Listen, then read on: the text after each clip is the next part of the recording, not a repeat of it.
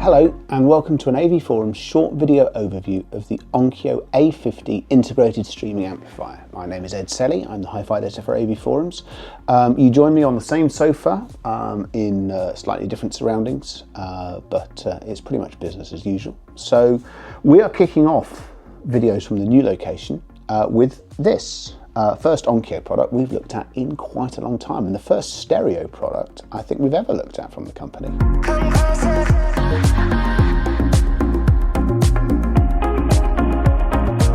With that in mind, Onkyo is better known as an AV receiver manufacturer, but they do have quite the pedigree in stereo equipment, and they've turned out some decent products over the years. And, I mean, spoiler alert, I suppose, if this is anything to go by, we could be expecting quite a lot more of that. This is £1,200, and for your £1,200 you get an awful lot of amplifier. Let's deal with the amplifier bit first. Class AB, there are going to be other Class D Onkyo products.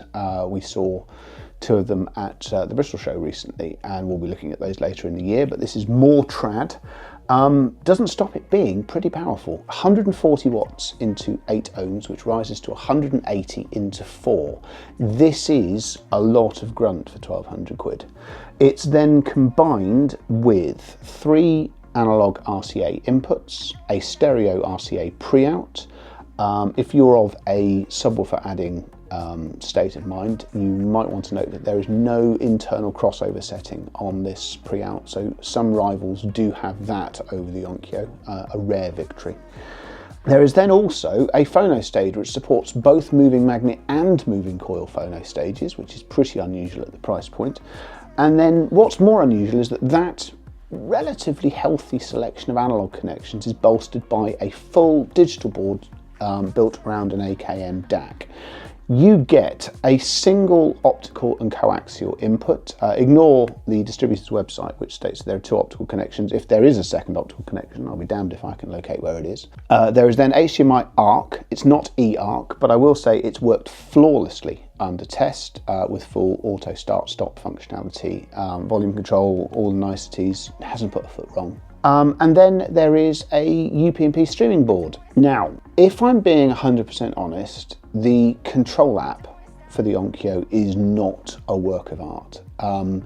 It's stable enough and it's easy to use, but as a means of browsing an existing NAS library, if you are used to, say, Wim or BlueOS, or to be fair, even some of the more sort of niche options, it's pretty bare bones. You can't view albums as a tile, so there's lots of unnecessary scrolling through. There's not heavy use of album art until you've physically selected the album in question.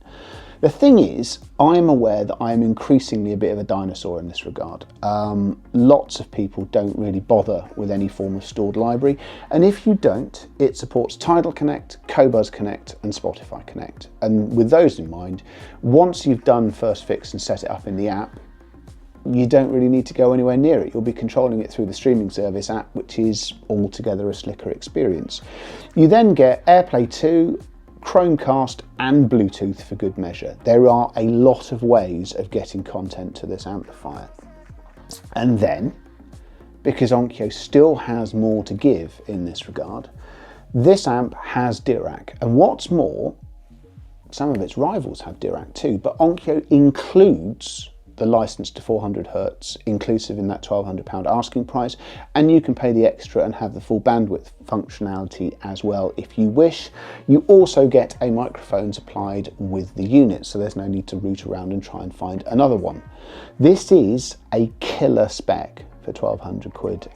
We've looked at a variety of both amplifiers and crypto all-in-ones at this sort of price point, and broadly speaking, the A50 has got an answer to all of them. At any given point in the spec, be it number of analog inputs, be it whether it supports moving coil, is the Dirac license included?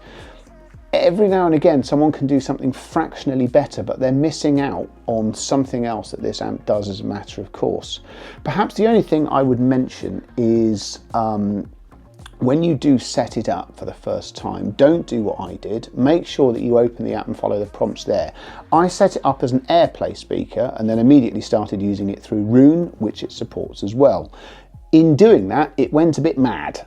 It was trying to update, but didn't really have the instructions or confirmation to do the update. So it stopped responding to the remote control and went a bit odd, had to be reset. Once I did it in the way that Onkyo would expect you to do it, it updated and it has performed flawlessly.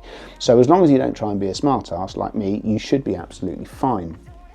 On the subject of remote controls, you get a full function one. It's quite retro.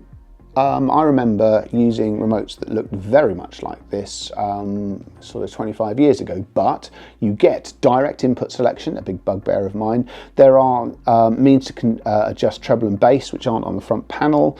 There appears to be matching sets of controls for other devices as well, and then there's 4 buttons that you can program with the inputs that you most commonly use, even though actually selecting any of the inputs you want is not exactly a difficult business.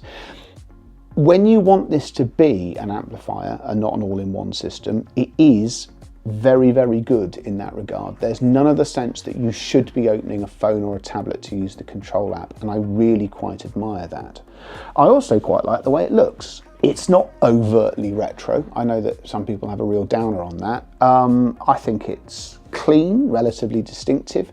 The controls are well laid out, they're well bolted together. Everything feels pretty slick and pretty intuitive. I would say that the build quality is more than acceptable for the asking price as well. This is a very capable piece of equipment. Sonically, the news is pretty good there as well. In fact, no, it's very good. Again, if I'm being at my most nitpicky, there are points where Marantz's Model 60N or the NAD C700 V2 might do something slightly better. I think the Marantz sounded a little bit sweeter whilst it was here on test with the same neat speakers. I think that the NAD is perhaps ever so slightly more forgiving when you give it less than stellar sort of input material. But there's no getting around the fact that this is a big, capable, tonally realistic and effortless sounding amplifier. That power goes a long way. I haven't obviously tried to use it into a set of speakers that are made out of concrete and require 1,000,000 watts up them, but they've been able to drive the resident kudoses, which are not that easy to do, and it's never sounded in any way strained, and I've never got anywhere near the upper registers of the volume control when I'm doing it. I would say that the performance is exceptionally consistent, used both across the analog and the digital inputs. The AKM board has been well implemented. It maintains the same basic balance. And more than anything else, you find yourself just listening for extended periods of time and enjoying everything that you do through it. This is a really carefully and comprehensively thought out product. It simply goes about doing whatever you ask it to do in a way that is exceptionally consistent. This extends to the phono stage as well.